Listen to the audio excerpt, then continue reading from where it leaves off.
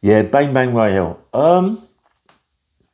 Some of the clubs and pubs and bars that I used to work in. Years ago, I was down at Fruit Market. Always fighting down there. I never stopped fighting. Fighting well, every day. Every day there was some sort of fight down there. You know, even with Colin Cracknell on the cobbles or Derek Pierce. There's loads of fights down there. Always fighting. You know, the Welleses, the Willses, the Collinses. Everybody's fighting down at market, mate. It's just one of the things. Fruit Market. You know, it just happens. Anyway, that I used to fight quite a lot, and I used to train a lot. You know, I used to always be training, running around Gunswood Park with Derek Pierce and doing all sorts of exercises and all that. And I was only young, but I was very fit. A lot of testosterone, and I just wanted to work and work and work because I was a night porter. Work at night times, unloading all the lorries, getting bigger and bigger, getting stronger and stronger, fighting more or less every day.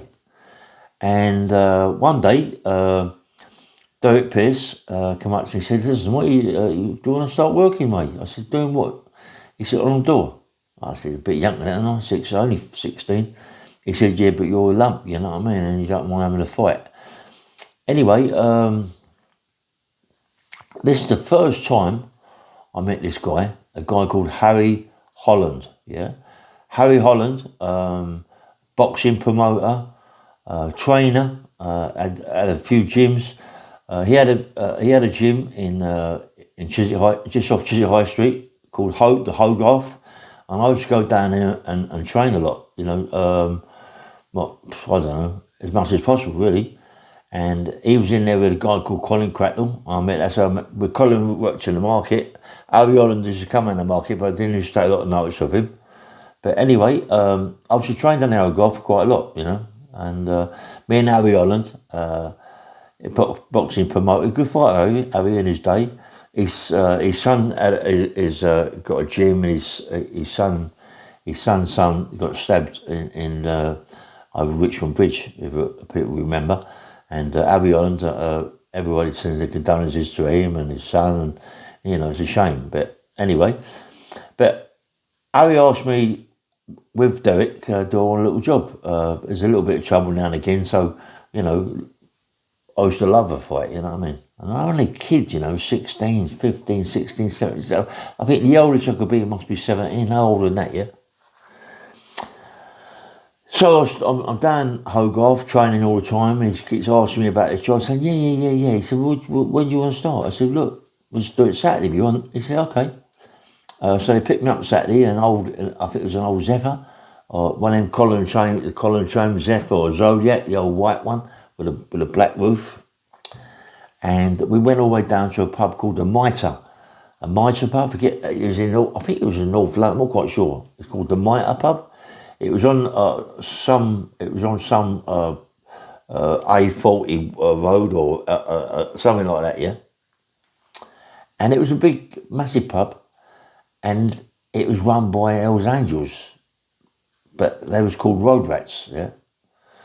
And these Road Rats, they loved to fight. They loved causing aggravation. And one of the women there, forget her name, she used to have a white rat on her shoulder. She used to come in with a white rat, yeah? White rat, I'm not joking, yeah, Road Rats. And there was always causing problems in there. And there was me, Harry Holland, Derek Pierce, about a couple of 3 other guys, and we had to sort the pub out. I mean, we had to sort it out really because it was getting out of hand. They was fighting regular and bouncers couldn't control it, and Harry Holland took over, had it a couple of weeks and had a few fights there, so he decided to get me. I mean, there's a lot of us went in there, yeah. I'm a young kid, but I love a fight. And as a young kid, all the testosterone in your body, you don't mind, you know what I mean? You don't bothered about fighting, I'm learning anyway. And they're playing music, all these Hells Angels of going around chucking bottles around, this, that and the other, and being stupid in the club. And then it kicks off. I'm on about it really kicks off, mate. It kicks off in there. There's a lot of trouble in there. These people are smashing the bar up, smashing everything, just gone crazy. So me, Derek Pierce, Harry Holland and this other couple of guys, we started kicking off, mate. We kicked off with these people. Listen, as a fight, as a kid, you were fighting. I was a bit trashed. I was a bit trashed because these people are big guys. You know what I mean? Big guy. A lot of women there and all. And they've got these rats on their shoulders and bits and pieces, and it kicks off bad. Yeah. And I'm fighting. I'm a kid. I'm fighting. I get hurt. I really get hurt big time. I get chains across my back and all this, that and the other. But we stand up and have a fight. I get knocked down a few times, but I get up and still fight. My face is smashed about a bit, and they all left on the bikes and this, that and the other, and the police come nothing was no grassing up and all that game, but that these people had to be sorted out, you know what I mean, because they're getting out of hand. So we had to go and get about 3 or 4 other people with us, and this time we had a really big fight with them. These road rats there. There's people out there that are Hells Angels or whatever and go, yeah, you couldn't have done it. We did. It was a pub called the Mitre, and I'm not be funny about it, but we smashed it to pieces. At the end of the night, when we all standing there, cuts and bruises and boshed and banged about a bit, we all started laughing. We all started laughing at each other, saying, yeah, do you remember this? Everyone's laughing about what we did. There was me, I think I lost a couple of teeth at the side, my jaw had come out here, and I've been hit with this, hit with that, but it's part of life, isn't it? And that was one of the first places that I'd ever worked in a pub called the Mitre. The next pub I worked in was, I believe was Crispin's Wine Bar. Or was it Crispin's? I think it was Crispin's, or it might have been a pub in Chiswick High Street. What was the name of the pub? They've all changed now. The pub's all pulled down, and But I know I worked in a pub in Chiswick High Street a couple of times, and had a few fights in there. But the only thing about working in them sort of pubs, I worked in Brentford Market. A lot of them Brentford porters who's come down there cause a bit of trouble, and it's a bit hard when you work in there. You've got your mates there causing problems. You've got to chuck them out, but it's what it is, isn't it? I'm a young kid. I'm only about 17 now, I think, and I eventually. I think after I've come out or whatever, something happened, I've done a bit of bird, I've come out and I got a job down a boathouse. I wasn't there very long because I remember me having a bit of trouble down there as a kid, having a fight with the bouncers down there, and I kicked him up the 3-piece and done a bit of damage, but he smacked me around the face a little bit. And anyway, I got a job down there with a guy called Maury Bush. Maury Bush is an actor. Done a lot of equity, and and Maury Bush is about 6'8", 6'9", ex-fighter. There'll be a few people on my podcast that will start talking about Maury Bush. I've got a guy on my podcast, I don't say no names, but he's excellent. He always tells me about things, about fighters, about gangsters, and he knows a lot, yeah. So here I know a guy called Maury Bush. And Maury Bush, as I say, nice guy. There's another guy called David Lane. He become a black cab driver. Big fella, David Lane. Big guy. About 5'11", but big, can really have it. And they got me on the door. They got me on the door with them. I think the reason they got me on the door with them is because of the Brentford market lot used to come down there, and I could control them a little bit because they're my pals, look, my mates, And anyway, I'm on the door. It kicks off all the time in the boathouse. Anybody knows the boathouse. It kicked off all the time. I was on the door with Maury Bush, Dave Lane, and there's a lot of us on the door. And it was to kick off every Friday, Saturday, kick off there, yeah. And then it got so bad in there, really, that I had to say, look, I don't want no more of this, you know what I mean? Because it got to a stage where I'm fighting my own powers, so I didn't want that, you know what I mean? So I left the job. But you're a kid, and you just want work on the doors. And after I got them all down here. Went quiet. I worked in a White Hart Acton, yeah. Only for a little bit of time. I come from Acton. and I had people on the door, Freddie Clark, Georgie Clark, Derek, Big Dennis, I forget his second name, Big Dennis. There's about 4 guys, Big Davy Lane, the cab driver who worked down a boathouse. There's about 4 or 5 on the door, and they give me a little job because they like me. I'm a young kid, but I've got massive shoulders, big arms, yeah, and I get the job on the door. But I get a job inside, and but the only thing is there again.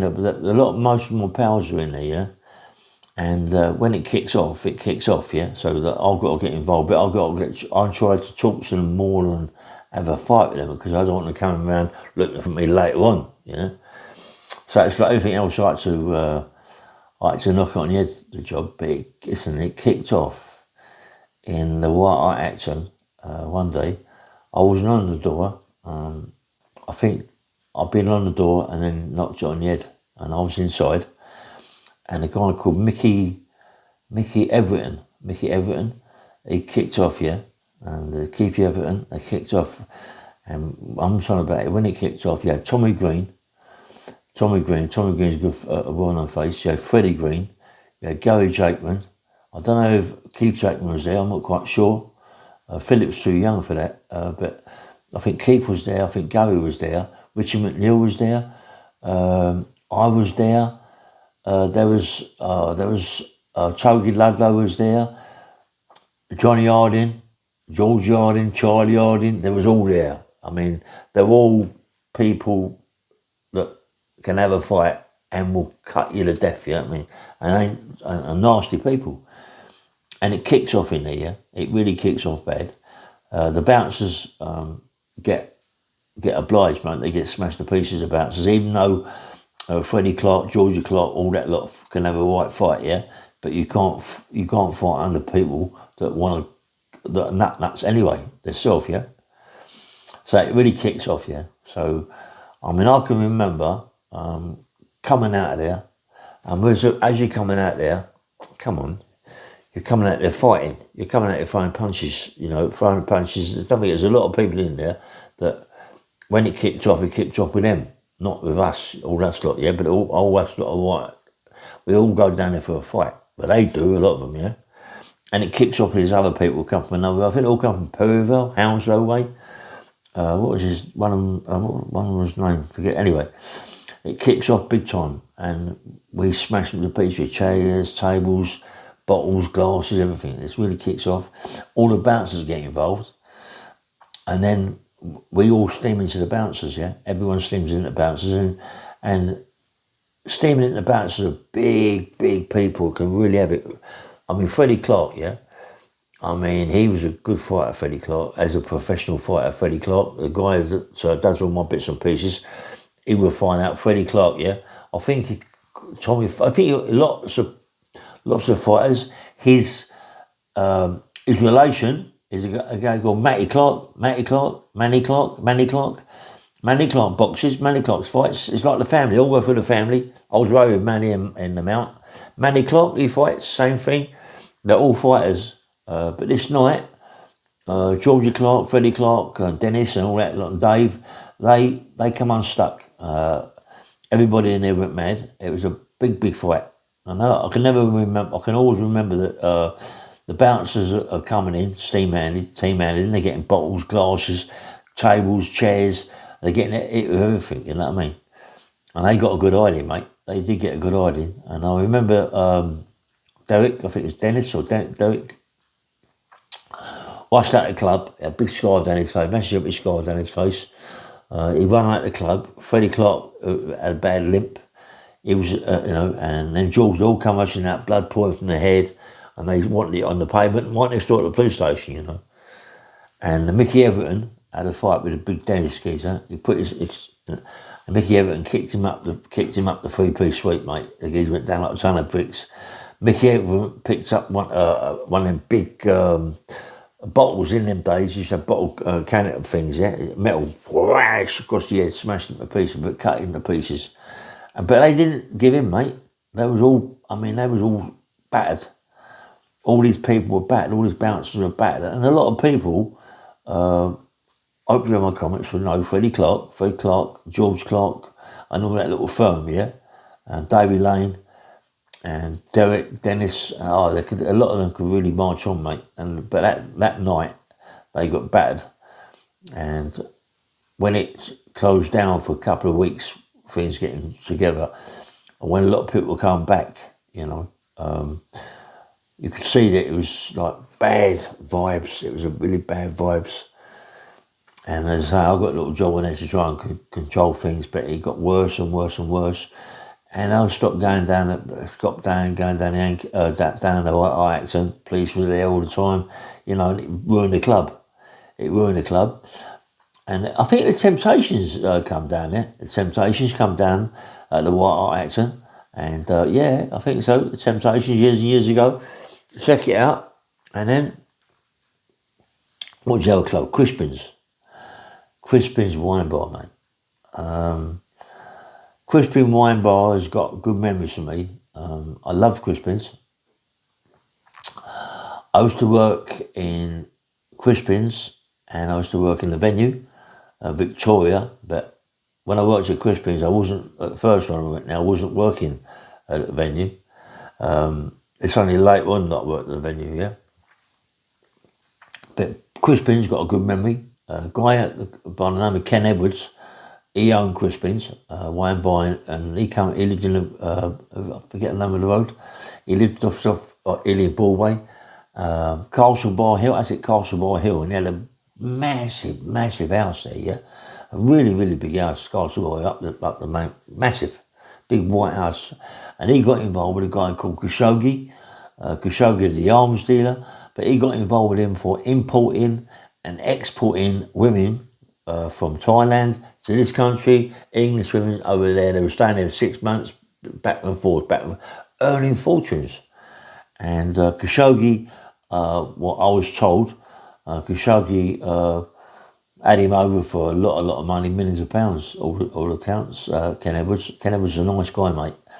But Ken Edwards, before this happened, Ken Edwards gave me a job in Crispin's. My name was about, I was a bit older. My name got about that I could have handled myself. I was fighting, and they gave me the job. And he got me upstairs in the office and talked to me. He had a VIP place upstairs. He got in there and talked to me. He said, look, the reason I got you here is because you're local. You come from Acton. A lot of you got good respect, and a lot of people talk about you. And they're the people we want in the pub. People who want to spend money. Danny Williams. There's a lot of them got a lot of money who want to spend money. He said, I want them people in my wine bar. He said, what I don't want is the people I've got in there now. And the people I've got in there now are very yuppie people that stay here. Come here Friday, come here about 8 o'clock, and by 11 o'clock, 12 o'clock, time to go. Obviously, we get a VIP club upstairs, but time to go. And they're still maybe drunk one bottle of wine. And all they do is talk and shout about. He said, and I want them people out of my wine bar. But he said, I don't want them out of my wine bar me telling them they got to go. I want them to go, i.e., I want you to get people down here, way. I want to get people down here to fight the life out of them in a way, not have fights, so not have fights there, but make them feel uncomfortable. So I did. I got lots of people down and make them really feel uncomfortable. When they started leaving, they didn't get so many coming. And in the end, it was my people and people from Ealing Broadway, all them people. But there's a lot of, then it started to kick off. Then it started to be more trouble in there than enough. So I worked there by myself. I think then I got, I'm sure I got Tony Williams, Danny Williams' brother, in there a couple of times to help me out. I did need a bit of help in there, and there was quite a few fights in there. I could handle a lot, And one day there was 3 guys from America that had a drink. They'd gone to the cocktail bar. They'd been in there causing a little bit of trouble.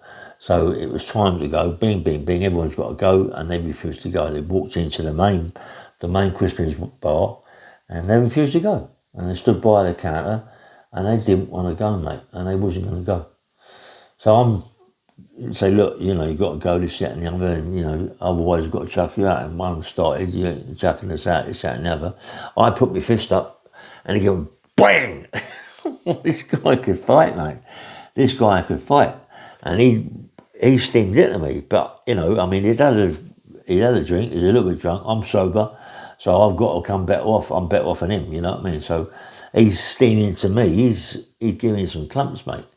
And then the other two, they started, and, you know, I got hurt, you know. And one of them I picked up, and I run them across the bar. You know, you see them in American films, cowboy films, they get older and they run them across the bar, all the glasses go out the way, on the top of the bar. And he's the guy with all the mouth, and I got to the end of the bar and I smashed him to pieces. I hit him with everything I could get on my hands, yeah.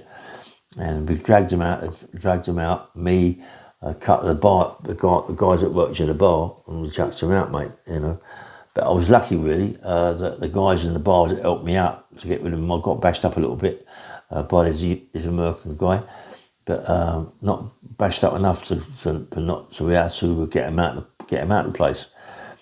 And I loved it in there. You know, it was a good place. I got a good name, and Ken Edwards bought me some nice clothes. And one day, a couple of my pals come in.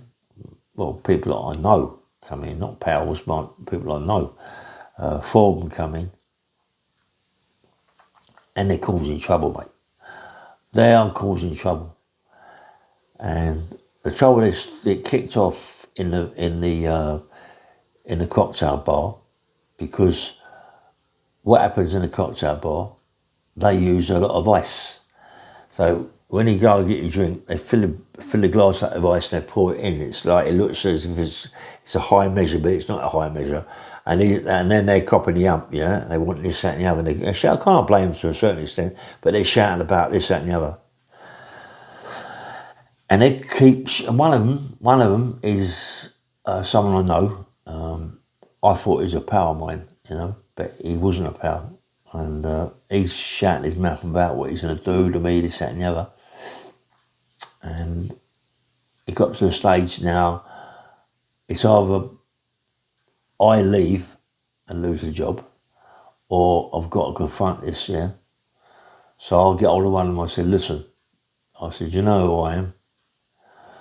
He said, yeah. He said, yeah, you think you're a bit of a big boy, aren't you? But listen, we're gonna smash the gaff up. I said, listen, do me a favour. Me and you go out the back here, we'll fight, yeah? Me and you, well. I said, if I lose, I'm just going to walk away. He said, but I said, if you lose, right, you walk away and don't ever come back. He went, come on then. So I walked round the side of Crispin's, between two shops, but there's an alleyway, yeah? Walked there, and as we stopped, I went, what that? To fly a punch. He put his hands up. As he put his hands up, mate, I swear to God, as he put his hands up, I hit him so hard with a right hand. It went straight through his guard, straight through. I smashed it to pieces, mate.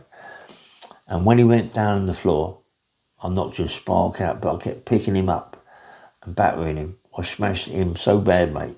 Honestly, I had to, because if I didn't, I knew that it'd be worse for me, and I'd lose my job, and maybe they'd all steam into me or whatever it was there.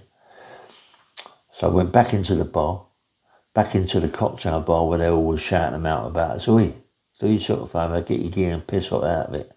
So they said, yeah. I said, and while you're at it, go around the side and pick your pal up, yeah? Your governor.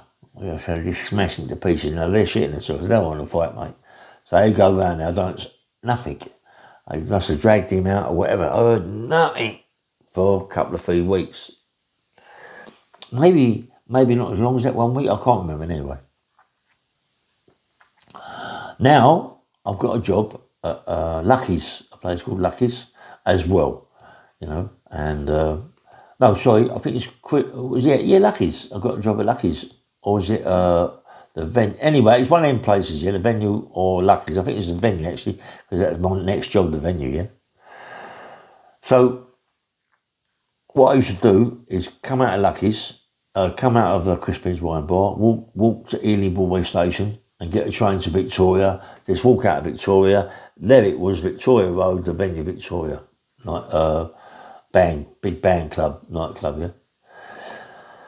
So anyway, I got the job there. I've been there, a couple of 3 weeks. I've had a little bit of trouble with this little firm. This night, I didn't feel too good this night, as it happens. It was about a week later. I didn't feel too good. So I phoned the venue up. I said, look, I'm not going to come in tonight. I don't feel too good, I'm going home. I went, okay. I haven't been there very long. I thought I would not lose the job, yeah? But anyway, I walked from my house, from Crispin's Wine Bar, to my mum's house where I was staying, yeah? So as I'm walking down the road, I do a right. You've got Ealing Common to the left, yeah? I'm walking down, and I could feel something behind me. You know, you got that feeling that something's behind you, yeah?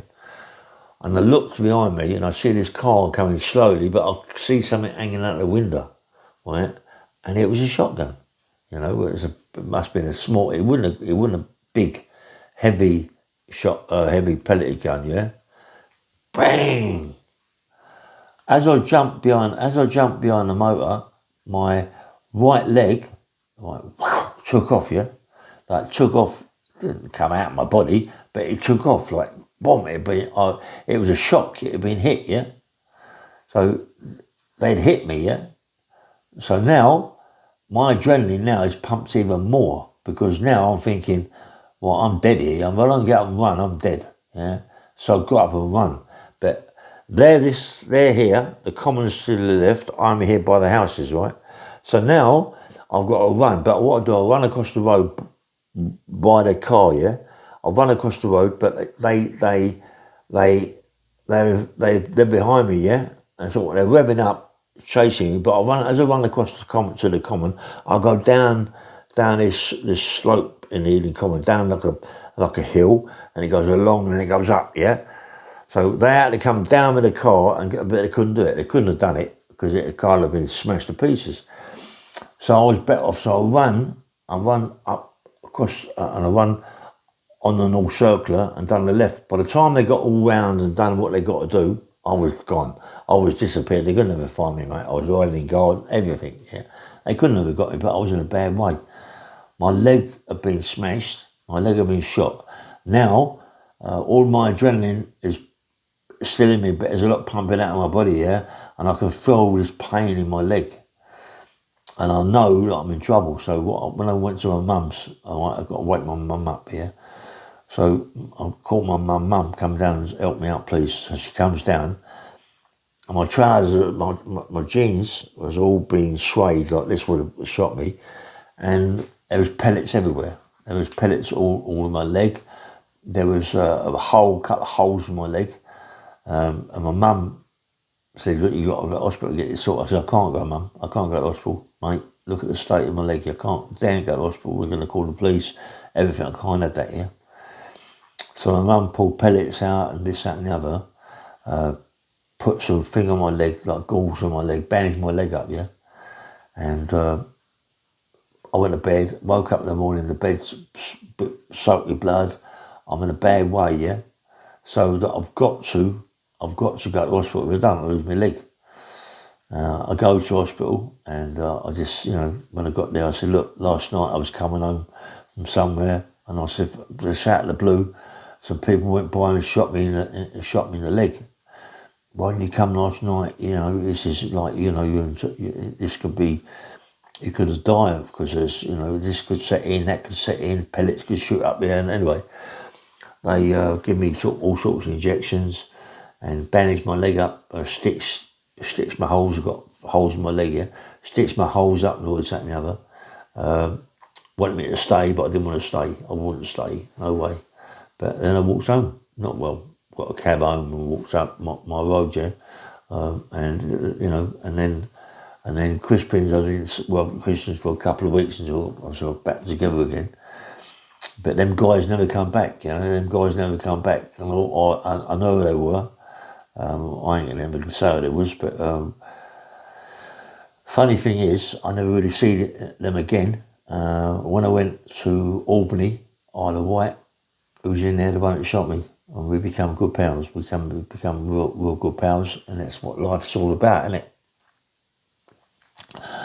But when I worked at the venue.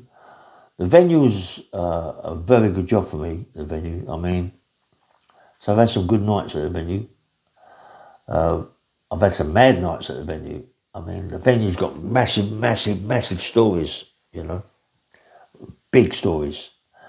When I worked at the venue, venue was for big bands. You know, I worked on the door. Me, Freddie, another guy called Dennis or Dave.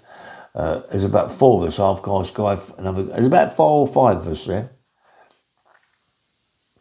Working there was, I loved it. I was a big lump, a young fella, but big, you know.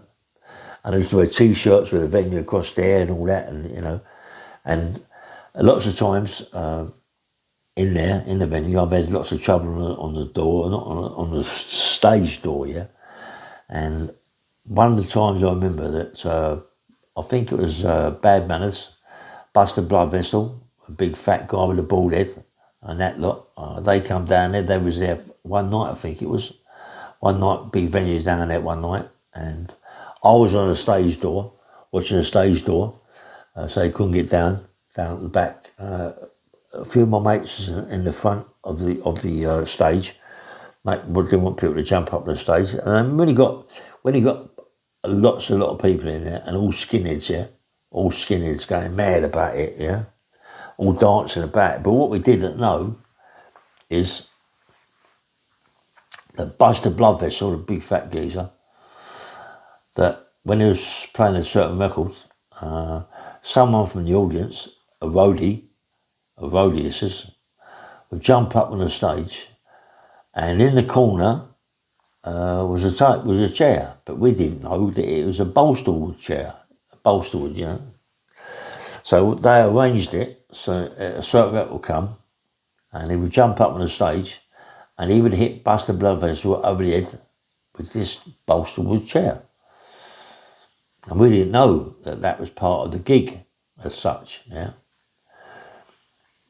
So the roadie jumped up on the stage, and hit him across the head with a bolsterwood chair.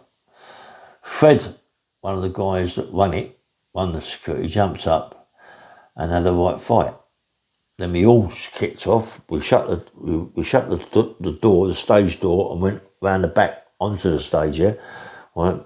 There's no way we're going to run through all these skinheads. Yeah, so we shut the door, run down to the stage, and having fights on top of the stage. These all the skinheads just trying to get on the stage, and we're better off having a fight, them trying to get up, and us onto the dance floor and try and have a fight. So Freddie, my mate Fred, he knocked Buster Blood Vessel Spark out. He knocked his Spark out, mate. He knocked his Spark out. And then it kicked off really bad. So the people that own the venue, Richard Branson and Barbara Dixon, they phoned the police. The police had to come in and sort of like get them all out. And there was murders in there. We was having murders on the stage with actually the roadies as well as a lot who were on the band, yeah. Buster Blood Vessel, the big fat geezer, the bald head had been knocked Spark out, yeah.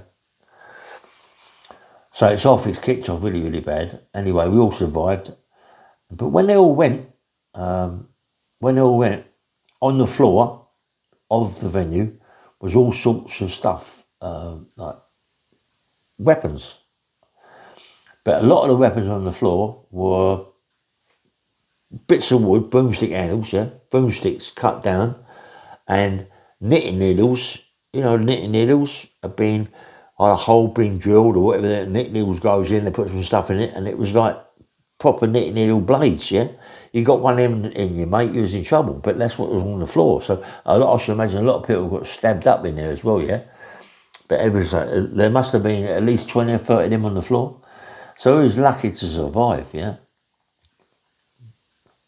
And the venues, I loved it. I loved all the bands there. You had hot gossip, you had Pan's people there, we was all trying to get on the stage to watch them get changed and all that. You know what I mean? It was a good job, mate. And I remember being at the front of the venue. Had this black t-shirt on, the venue, Victoria on it. Big lump, big arms. I've always got big arms, man. I always had training my arms, yeah, train my shoulders. And I'm on there. I'm at the front. Barbara Dixon's there. She's talking to a guy called Freddie Mercury. Freddie Mercury, the singer, right? But I don't really know who he is at that time, yeah. But I'm at the front of the venue, watching people come in, and she's talking to Freddie Mercury. But Freddie Mercury wasn't doing a gig; he was just talking to Barbara Dixon and Richard Branson later on when he come in. I suppose it's about having a gig there or whatever it was. So Barbara Dixon, she said, "Wait, come." And she introduced me to Freddie Mercury. I went, "All right," so mate, shook his hand. "Hello," Freddie Mercury, yeah. He went, "Oh, I love your muscles." He said, "Oh, I love your tattoos. Can I kiss your tattoos?" And this, that, and the other. And I thought, leave off, mate, you know what I mean? And then I got to find out it was Freddie Mercury. Freddie loved me, Fred. Honestly, when we went down the back of the venue to you know, have a little drink and this, that, and the other, cups of tea and coffee or coke, whatever you're going to drink, and bits and pieces.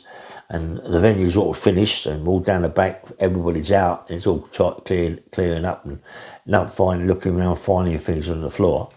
We shoot down the back. Who comes in? Freddie Mercury. And Freddie Mercury is on a bit of sniff, yeah, from my mate Fred. He's having a little bit of sniff, and he's got eyes on me. He won't leave me alone, Freddie Mercury, mate. He would not leave me alone. Freddie Mercury was on my case 24/7. In the end, I had to fuck him off, you know what I mean? It was like embarrassing for me, you know, but, you know, and I had to fuck him off, you know, big time. Anyway, cut a long story short, he left. And, I mean, I've met, there's big stories about the venue, a lot of stories that I forget, and a lot of stories that I forget are big stories, yeah? Loads of times I've had trouble with people who get upstairs, yeah? The venue is downstairs. No one's allowed upstairs where there's chairs all there looking like it's an old cinema, isn't it? But no one's allowed upstairs. But sometimes you just get people run out the back stairs and go upstairs, yeah? And then we had to go back up there and get them out. One day I'm at the back. Me, Fred, and Dennis at the back. And Fred used to deal with lots of coke.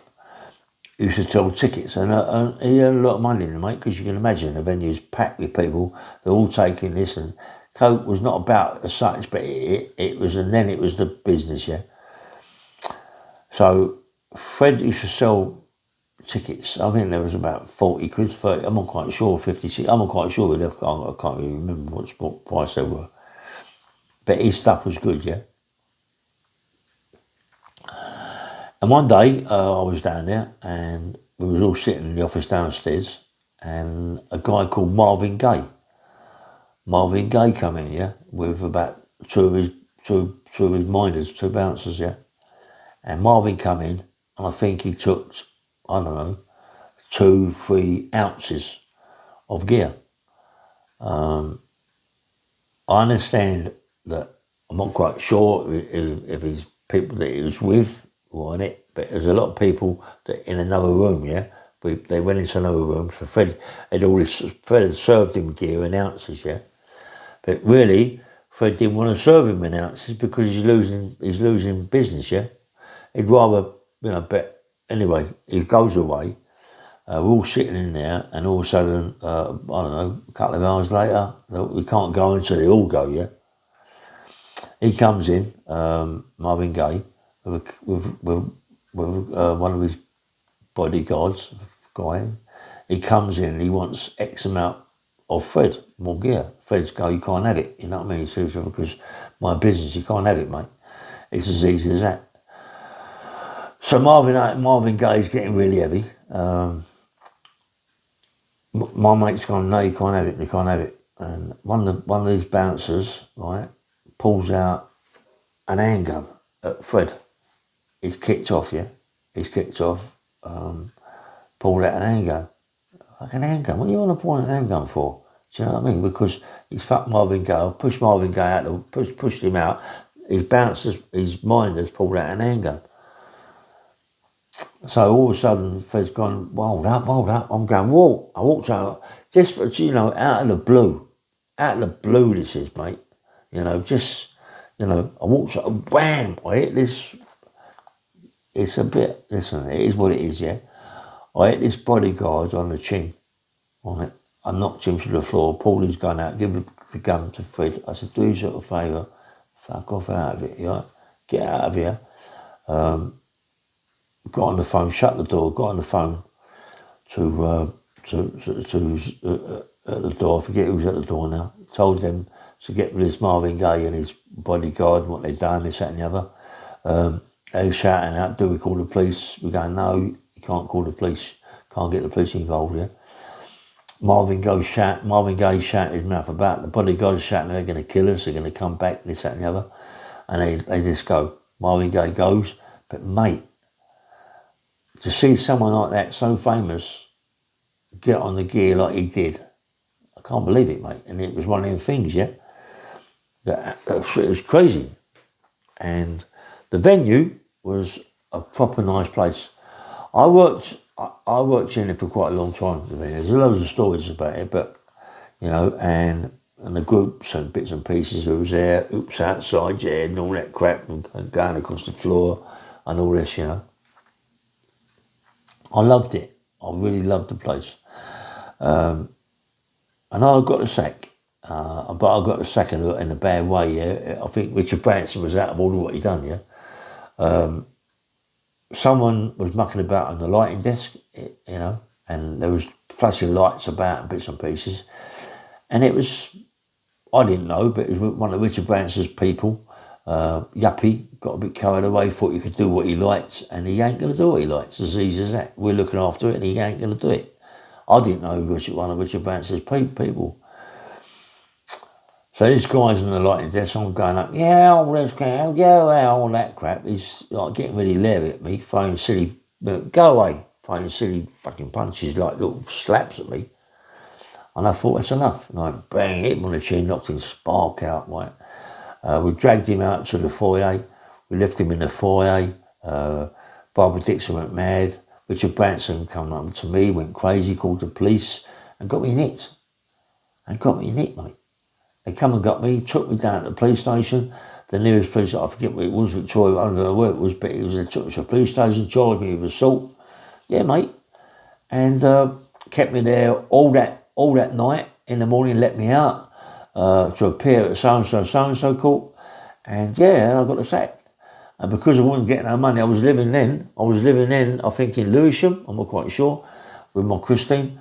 And I was fighting, but I was getting good money with what I was earning with Fred and bits and pieces. I was getting good money. Every week I was, £400-500, a lot of money in the days, yeah? So now I've lost my job. And when I start doing armed robberies, Richard Branson got me put away for armed robberies, really, in a way, because I had to look, anyway, went back into that game, left it, went back to acting, started more villainy, got nicked, and whilst I was in prison, I got took up to St Albans Crown Court, and in front of a judge for hitting this yuppie fella, Richard Branson's, Bobby Dixon's, one of them people, yeah. And Richard Branson's dad and his granddad, the granddad, I think, was a top red robe judge, well, court, St Albans, and around them areas, yeah. He was a top, Richard Branson's, not dad, I said before it's his dad, it was his dad, it's his granddad, yeah. Top red robe judge. Richard Branson's dad was a barrister, and anyway, he put me in St Albans. How can he go in St Albans Crown Court and the old man, his granddad was, anyway, so I went in front of this judge. He gave me a big, I was in trouble for armed robbery anyway, an armed robbery. So the big judge said, I'm not to sentence you, because it looks like you're in trouble, you've got to go to court, and I will be charged with bank the rights, it was a guilty plea, this, that and the other. What's the point? You know what I mean? Let me go with nothing. You know, a suspended sentence, something stupid like that. What's the point of giving me like 6 months or whatever you're going to give me, and I'm already in prison for a bad charge? But I was shocked. You know, I was shocked that Richard Branson had done that to me with Barbara Dixon, and you know, and then you get into the armed robberies and bits and pieces like that. You go and get bits of Bird and all that, and it all starts off. But the venue, to me, was a good job. I love the venue. So much went on in that venue, mate. I remember one day that they got robbed downstairs. Someone had these big long keys that go into the safe. Someone had gone down there and held the guy up and nicked a lot of money out of the safe, we was told. Whether or not it's true, I don't know, but that's what we was told. I loved the venue, but as I say, Crispin's Wine Bar, I still come out when I went back to acting as such, because I'm still, I mean, all my fighting, I'm not brought that into it. I'm still doing unlicensed fighting at that time, but I'll go back to acting because Christine leaves me. I'll go back to acting, and I do my own promotions, yeah. But before that, I want to just something not even about that really. It's about something else. I lived in Kingston. I had a lot of money. My Danny, she was a beautiful woman. Danny, she had a couple of my kids. But obviously we got things that happened. We broke up and this, that and the other bit. Danny, I think, I'm not quite sure what happened. We broke up for a bit of time or something like that happened. I'm not quite sure. But my Danny was driving without a licence or doing something about insurance or something like that, yeah. And the police pulled her up. And because Danny's like her mum and like her dad, she don't muck about my Dan. She's a bit violent. And she won't let you get away with nothing. She's on it, mate. She's on it. And she's on the police going crazy because they manhandled her, yeah? So they took her to Kingston police station. Now, you got to remember, Danny's old man was a proper hard gangster. One eye, Mickey Johnson. He got done with the Thursday game. He's a proper hard man, mate. Mickey Johnson, dangerous man. He tried to shot me 3 or 4 times. Mad as they come, but you can't muck about with you, mate. If he's on you, he's on you, and I was lucky to be alive, you know. But Danny got put into Kingston police station. The old man, I mean, you hear about it now. What's going on the telly? What's going on now with these police officers raping these kids and they're getting Big Bird and all this, that and the other, what they're doing, paedophilias and all them sort of things, police officers. You get to hear about it now, it's coming out big time, yeah? So the old man, for some reason, the old man was crazy about that, mate. He went crazy. He went into Kingston police station. Danny's banged up, yeah? Over having goes at the old Bill and all this, that and the other, and she's banged up. The old man goes in there like a lunatic. It's what Danny's telling me. The old man's telling me when we got together with his friends for about 10 minutes. The old man, he went into Kingston police station. He said, "You got my daughter in there, Danny Johnson. Get her out in now. I want to see her. Get her out in now." And they was laughing at the old man. The old man jumped across the crowd and smashed the place up, mate. He smashed the place up. They had to, well, when I say they had to come down and try to stop him, you know. But in the end, it got so bad that they had to let her out. They had to let her out of the police station, you know. The old man would not go until his daughter come out of that police station. You know, for what she was in there for was ridiculous. And you're all rapists, paedophiles. Well, this is years ago. I'm on about this was like years and years and years ago. This is in the 90s. The old man would not trust police with women, beautiful women in the police station. You fucking rapist. This went mad, mate. Smashed the place up. And eventually they had to let her out. and the old man never charged the old man nothing, mate, you know. And now, on top of all that, you get to hear that there's a fucking police officer just been done away with so many women and all that, and it goes on, mate. Just because they've got a uniform don't make they've got more chance of doing it than anybody without anybody saying anything, you know. So it's got worse. Anyway, that happened. My Danny, she got out of the police station. I'm not quite sure what happened. I mean, I think I come back after a couple of 3 days.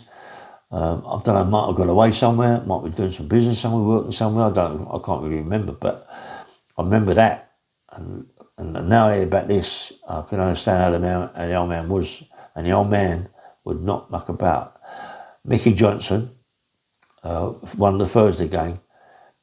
He was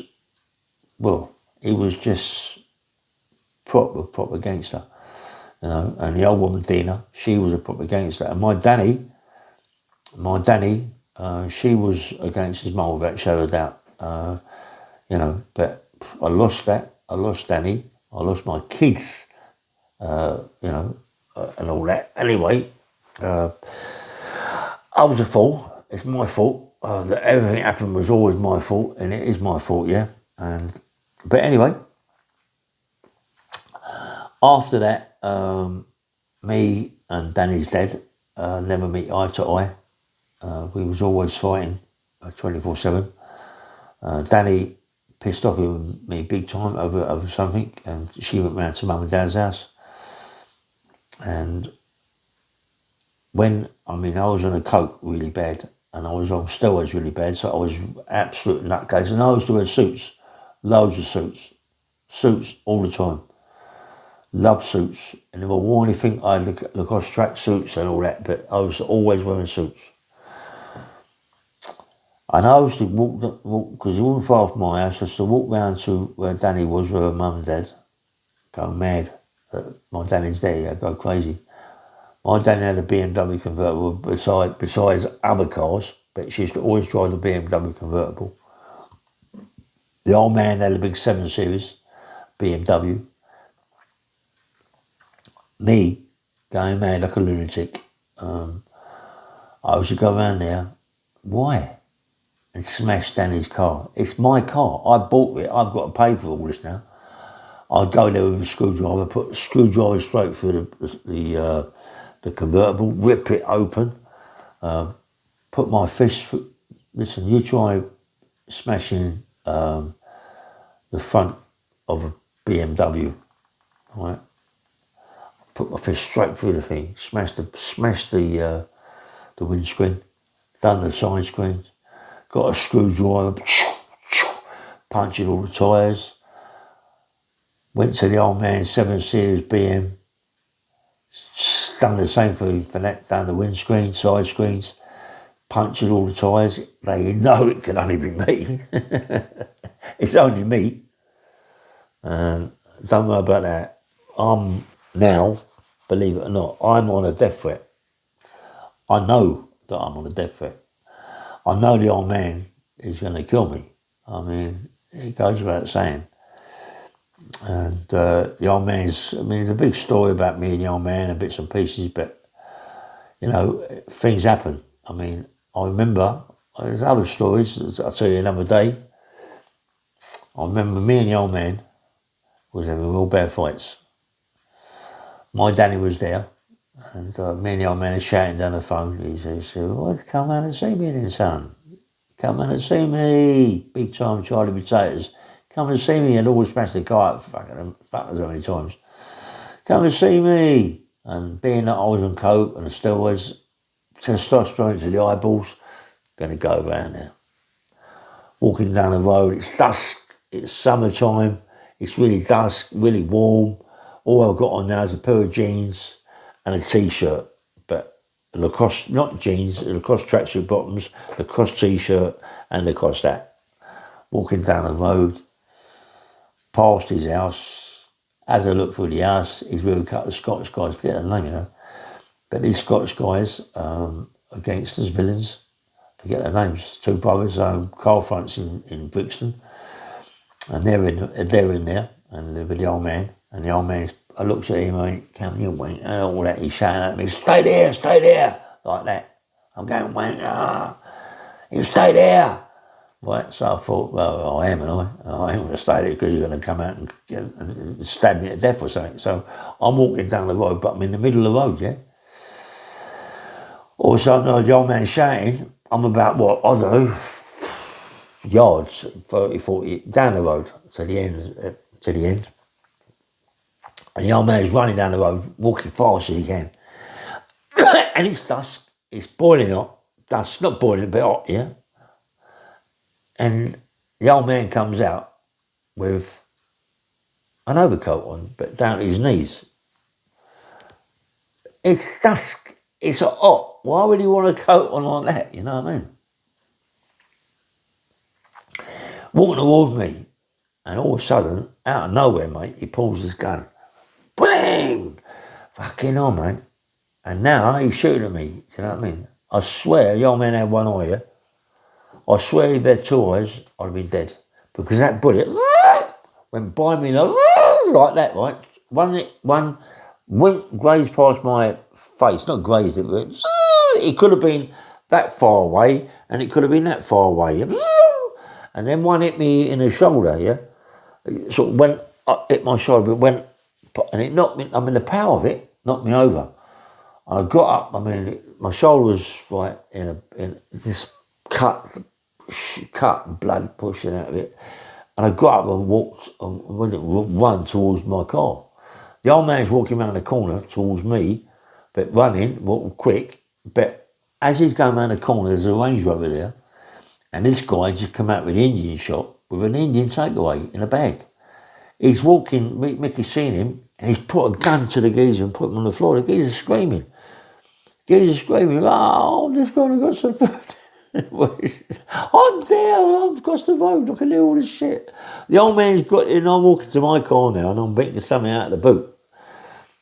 I get my thing out of the boot. I'm walking the old man now. I ain't got nothing in it. It's empty, yeah, but it looks good. The old man's gone now because he's let it go, yeah. He's running. So now I get into the motor and I'm driving around. My shoulder's killing me. I'm driving around. There's murders there. There's absolute murders. As I'm driving around, my Danny's phoning me up with my phone. And she's saying to me, has Dad shot you? I went, does it matter? She said, please, has Dad shot you? I said, yes, he has shot me in the shoulder. She said, you okay? I said, Dan. I said, your man's mad, mate. She said, yeah, but why you keep smashing the cars up? He's going to kill you. He ain't never going to stop. This is now forever. But I knew it was, yeah. I knew it was forever. But me and the old man never stopped fighting. There's big stories about me and the old man. I'm going to say another day because it goes on for hours, yeah.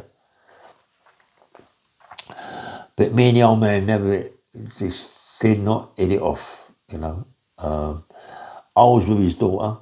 I mean, when my Danny met me, the old man was still away. I think he was in Parkhurst.